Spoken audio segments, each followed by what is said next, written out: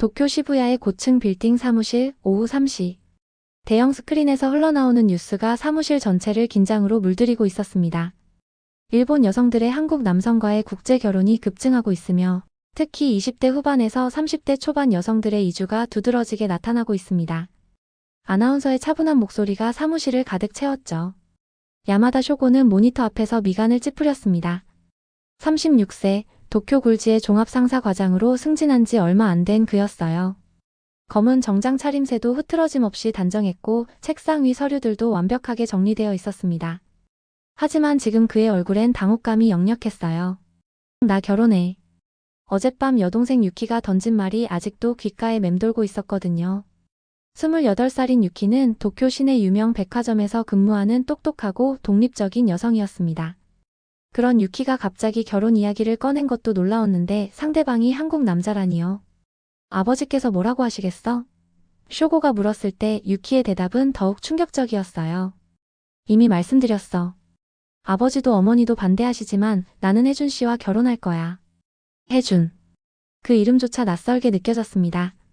쇼고는 책상 서랍에서 가족 사진을 꺼내 들여다봤어요. 3년 전 벚꽃이 만개했던 우에노 공원에서 찍은 사진이었죠. 아버지 야마다 히로시, 어머니 미치코, 그리고 남매가 나란히 서 있는 모습. 대대로 이어져 온 야마다 가문이 전통을 지켜온 가족이었습니다. 저녁 6시 쇼고는 평소보다 일찍 퇴근해서 시부야역 근처 이자카야로 향했어요. 동료들과의 약속 자리였지만 마음은 온통 유키 생각뿐이었죠. 최근 한국 드라마가 인기라지만 실제로 결혼까지 한다는 건. 동료 다나카가 맥주잔을 기울이며 말했습니다. 그래도 연애는 자유 아닌가요? 후배 사토가 끼어들었지만 쇼고는 고개를 저었어요. 가문의 명예가 걸린 문제야. 우리 할아버지께서는 메이지 유신 때부터 이어진 명문가라고 자부하셨거든. 쇼고의 목소리에는 무거운 책임감이 배어 있었습니다. 야마다가는 3대째 같은 회사에서 임원을 배출한 집안이었고 지역사회에서도 명망 있는 가문으로 통했거든요.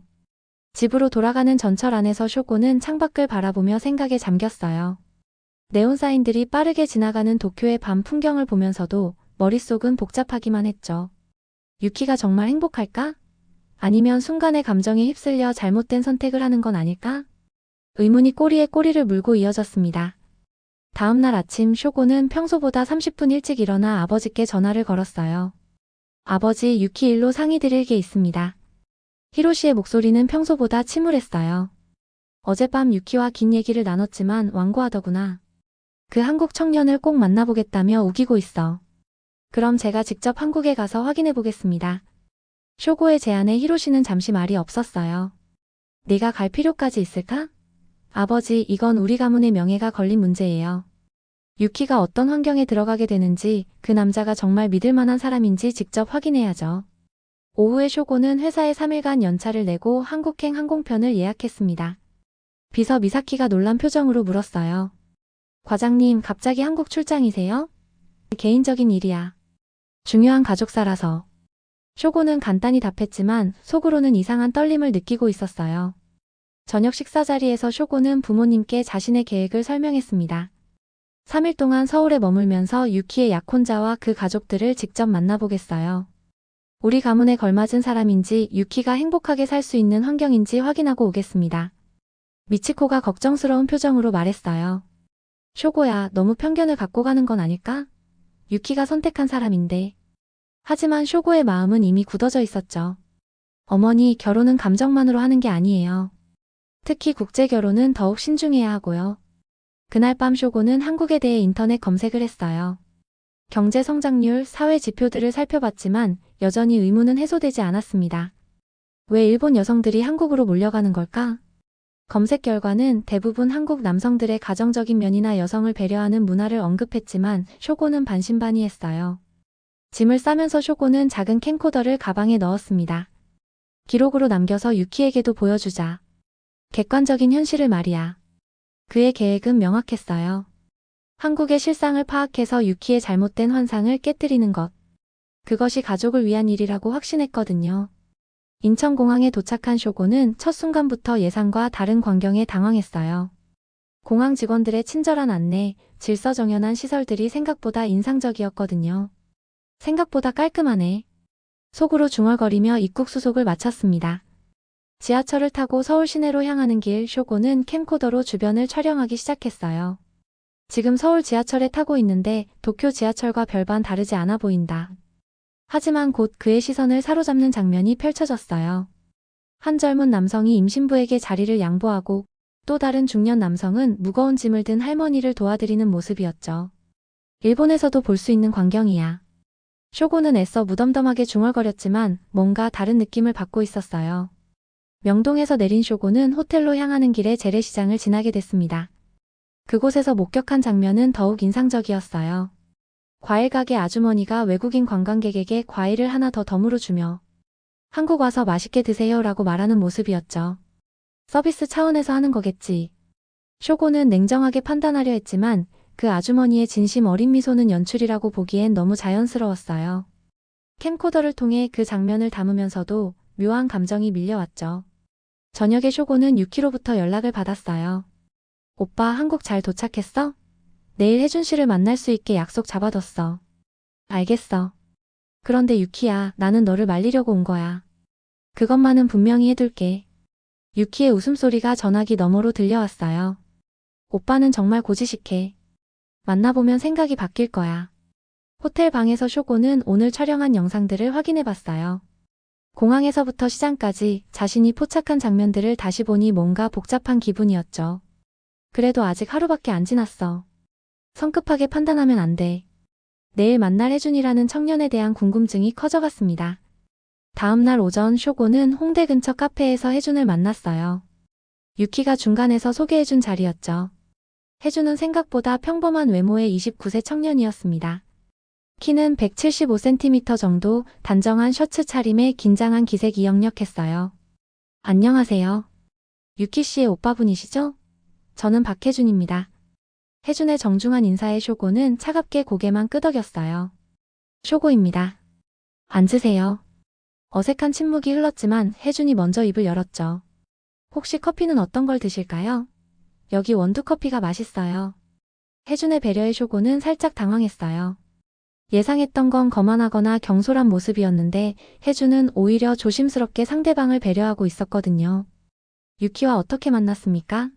쇼고의 직접적인 질문에 혜준은 잠시 미소를 지었어요.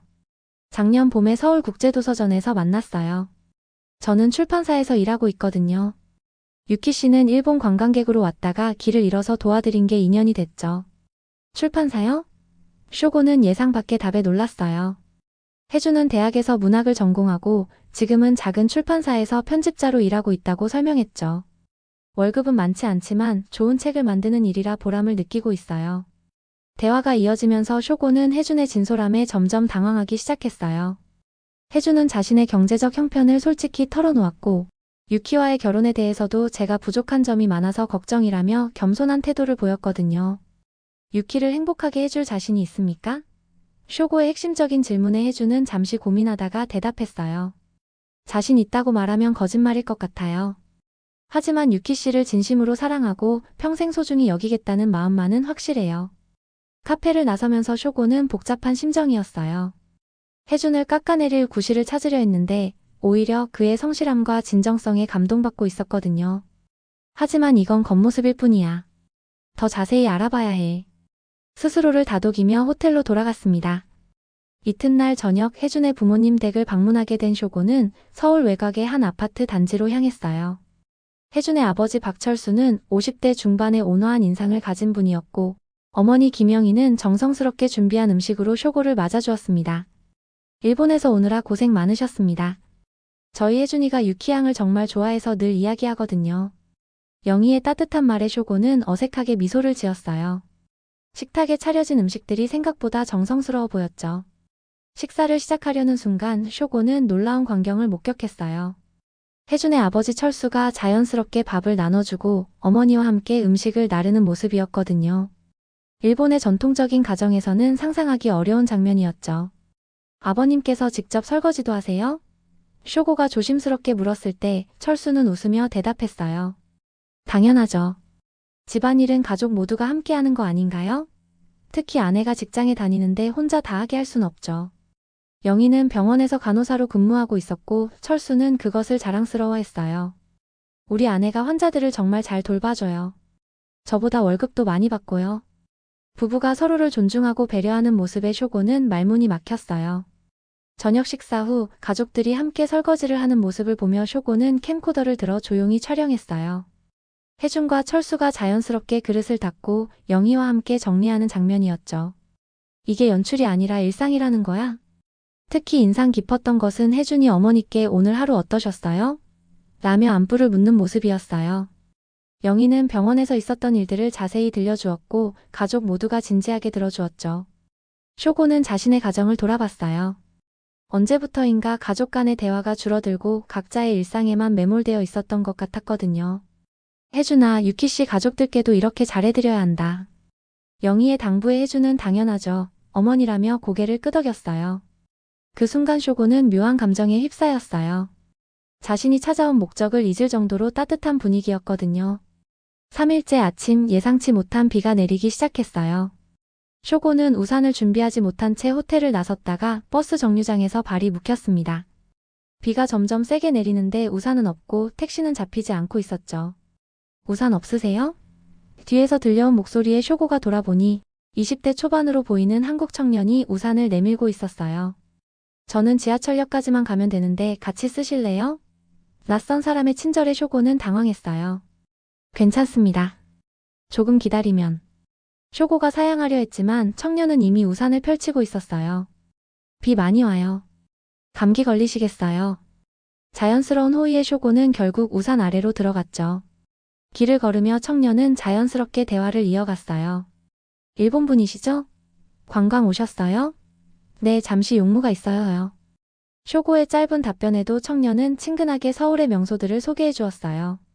시간 되시면 경복궁이나 북촌한옥마을 가보세요. 정말 예뻐요. 지하철역에 도착하자 청년이 우산을 건넸어요. 이거 가져가세요. 저는 지하로 들어가면 되니까요. 아니에요. 어떻게 이걸 받을 수 있어요? 쇼고가 거절하자 청년은 웃으며 말했어요. 괜찮아요. 제가 예비로 하나 더 있거든요. 일본 분들 친절하시잖아요. 저희도 친절하게 대해드려야죠. 청년이 사라진 후 쇼고는 우산을 들고 한참을 서 있었어요. 그저 지나가는 낯선 외국인에게 이런 호의를 베풀 이유가 뭘까 생각해보니 답이 나오지 않았거든요. 계산적이지 않아. 정말 순수한 친절이야. 호텔로 돌아가는 길에 쇼고는 지난 3일간을 되돌아봤어요. 공항에서부터 시장, 혜준의 가족들, 그리고 오늘 만난 청년까지. 자신이 예상했던 것과는 완전히 다른 모습들이었죠. 내가 편견을 가지고 있었던 건 아닐까? 그날 밤 쇼고는 촬영한 영상들을 정리하면서 묘한 깨달음을 얻었어요. 처음엔 한국의 문제점을 찾으려 했는데 어느새 따뜻한 인간미와 가족적인 분위기만 담고 있었거든요. 유키가 왜 이곳을 선택했는지 조금씩 알 것 같아. 마지막 날 아침 쇼고는 혜준과 함께 서울의 전통시장을 둘러보기로 했어요. 혜준이 한국의 진짜 모습을 보여드리고 싶어서라며 제안한 곳이었죠. 동대문 시장의 활기찬 분위기 속에서 쇼고는 캠코더를 들고 마지막 촬영을 시작했어요. 이건 다큐멘터리가 아니라 홍보 영상이 되고 있잖아. 스스로에게 중얼거리면서도 쇼고는 계속해서 따뜻한 장면들만 포착하고 있었어요. 떡볶이 아주머니가 맛을 보라며 건네주는 따뜻한 미소, 할아버지가 손자에게 전통 장난감을 사주시는 모습들 말이에요. 혜준이 조심스럽게 말을 꺼냈어요. 형님, 저와 유키씨 결혼에 대해서 어떻게 생각하세요? 쇼고는 캠코더를 내려놓고 혜준을 바라봤어요. 3일 전에 자신이었다면 단호하게 반대 의사를 표명했을 테지만 지금은 확신이 서지 않았죠. 혜준 씨, 솔직히 말하면 처음엔 반대하려고 왔어요. 우리 가문의 전통이나 체면을 생각해서요. 쇼고의 고백에 혜준은 고개를 끄덕였어요. 이해해요. 저도 같은 입장이라면 그랬을 것 같아요. 하지만 3일 동안 여기서 본 것들이 제 생각을 흔들어 놓고 있어요. 당신과 당신 가족들의 모습, 그리고 이곳 사람들의 따뜻함을 보니까요. 쇼고의 말에 혜준의 얼굴에 희미한 미소가 떠올랐어요. 점심을 먹으면서 혜준은 자신의 진솔한 마음을 털어놓았어요. 저도 처음엔 국제결혼이 쉽지 않다는 걸 알고 있어요. 문화 차이도 있고 언어 문제도 있고요. 하지만 유키 씨와 함께 있으면 그런 어려움들을 극복할 수 있을 것 같아요. 유키를 어떻게 사랑하게 됐나요? 쇼고의 질문에 혜준은 잠시 생각에 잠겼어요. 처음 만났을 때 유키 씨가 길을 잃고 당황해하는 모습이 너무 안쓰러웠어요. 도와드리면서 이야기를 나누다 보니 정말 진실하고 따뜻한 분이라는 걸 알게 됐죠. 그날 오후 쇼고는 혼자 한강을 걸으며 복잡한 마음을 정리했어요. 휴대폰으로 유키에게 전화를 걸었죠. 유키야, 오빠야. 오빠, 어떻게? 혜준 씨 만나봤어? 응, 만나봤어. 그리고 생각이 좀 바뀌었어. 한 달 후 도쿄의 작은 결혼식장에서 유키와 혜준의 결혼식이 열렸어요. 쇼고는 정장을 말끔히 차려입고 식장에 들어서면서 가슴 한편이 뭉클해지는 것을 느꼈습니다. 지난 한 달간 한국에서 촬영한 영상들을 편집하면서 많은 것을 깨달았거든요. 아버지 히로시와 어머니 미치코는 여전히 어색한 표정이었지만 혜준의 부모님인 철수, 영희 부부와 인사를 나누며 조금씩 마음을 열어가고 있었어요. 저희 혜준이를 잘 부탁드립니다 라는 영희의 정중한 인사에 히로시도 저희 유키를 잘 부탁드립니다 라며 고개를 숙였죠. 결혼식이 시작되고 유키가 웨딩드레스를 입고 입장하는 순간 쇼고의 눈가에 눈물이 맺혔어요. 아름다운 웨딩드레스 차림의 유키가 행복해 보이는 미소를 지으며 혜준에게 다가가는 모습을 보니 그동안의 걱정과 반대가 얼마나 헛된 것이었는지 깨달았거든요. 주례사를 맡은 목사님이 결혼은 두 사람이 하나 되는 것이지만 동시에 두 가족이 하나 되는 것이기도 합니다 라고 말씀하실 때 쇼고는 고개를 끄덕였어요. 한국에서 경험한 3일째 시도 조계속 편집이 이 말의 진정한 의미를 일깨워 주었거든요. 결혼 서약을 하는 순간 혜준이 유키를 바라보며 말하는 모습에서 쇼고는 진실한 사랑을 확인할 수 있었어요. 유키 씨, 평생 당신을 소중히 여기고 사랑하겠습니다. 서로 다른 문화에서 자랐지만 그 차이를 이해하고 존중하며 함께 새로운 가정을 만들어가겠습니다. 유키도 눈물을 글썽이며 답했어요. 혜준 씨, 저도 당신과 함께 행복한 가정을 만들어가겠어요. 서로를 이해하고 배려하며 평생을 함께하겠습니다. 두 사람의 진심 어린 서약을 들으며 쇼고는 자신의 편견이 얼마나 어리석었는지 깊이 반성하게 됐죠. 피로연이 시작되고 쇼고는 마이크를 잡고 단상에 올랐어요. 안녕하세요. 신부의 오빠 야마다 쇼고입니다. 잠시 말을 멈추고 참석자들을 둘러본 후 진심 어린 목소리로 이어갔어요. 솔직히 말씀드리면 처음엔 이 결혼을 반대했습니다. 식장이 조용해지는 가운데 쇼고는 계속했어요. 하지만 직접 한국을 다녀오면서 깨달았습니다. 사랑에는 국경이 없다는 것, 그리고 진정한 가족의 의미가 무엇인지를 말이에요. 혜준 씨와 혜준 씨 가족분들께서 보여주신 따뜻함과 진정성을 보고 저의 생각이 완전히 바뀌었습니다. 쇼고는 유키와 혜준을 번갈아 바라보며 말을 이었어요. 유키야, 오빠가 잘못 생각했었어. 너의 선택이 옳았다. 혜준 씨, 제 소중한 여동생을 부탁드립니다. 그리고 두 분이 행복한 가정을 이루시길 진심으로 축복합니다. 박수가 터져나오는 가운데 쇼고는 자리로 돌아가며 마음속으로 중얼거렸어요. 나는 진실을 막으려 했지만 오히려 진실이 나를 바꿔놓았구나. 한국에서의 3일간이 자신의 인생관 전체를 바꿔놓았다는 것을 이제야 완전히 받아들일 수 있었죠. 결혼식이 끝나고 유키와 혜준이 신혼여행을 떠나기 전 쇼고는 두 사람을 따로 불러 작은 선물을 건넸어요. 한국에서 촬영한 영상을 편집해서 만든 작은 다큐멘터리였죠. 이건 내가 한국에서 본 진실들이야. 너희 둘의 사랑 이야기이기도 하고.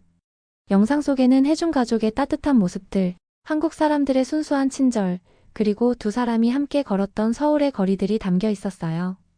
마지막 장면에서 쇼고의 내레이션이 흘러나왔죠. 사랑은 조건이나 체면이 아니라 서로를 존중하고 이해하는 마음에서 시작되는 것이었습니다. 그날 밤 집으로 돌아온 쇼고는 아버지와 차를 마시며 조용히 대화를 나눴어요.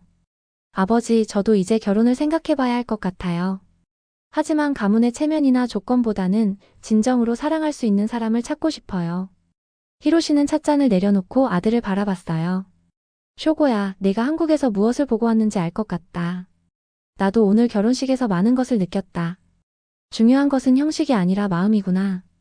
6개월 후 쇼고는 서울을 다시 방문했어요. 이번엔 관광객이 아니라 유키와 혜준을 만나러 온 가족으로서 말이죠. 신혼집에서 행복하게 지내는 두 사람을 보며 쇼고는 확신했어요. 자신이 내린 결정이 옳았다는 것을, 그리고 진정한 사랑이 무엇인지 이제야 깨달았다는 것을 말이에요. 유키가 한국어로 오빠 고마워라고 말할 때 쇼고는 미소를 지으며 답했어요. 유키야, 너희들이 행복하면 그걸로 충분해. 그리고 나도 많이 배웠어. 진정한 가족의 의미를 말이야. 그 순간 쇼고는 마음 깊은 곳에서 우러나오는 평안함을 느꼈습니다. 편견을 버리고 열린 마음으로 세상을 바라보는 것이 얼마나 소중한지를 깨달은 순간이었어요.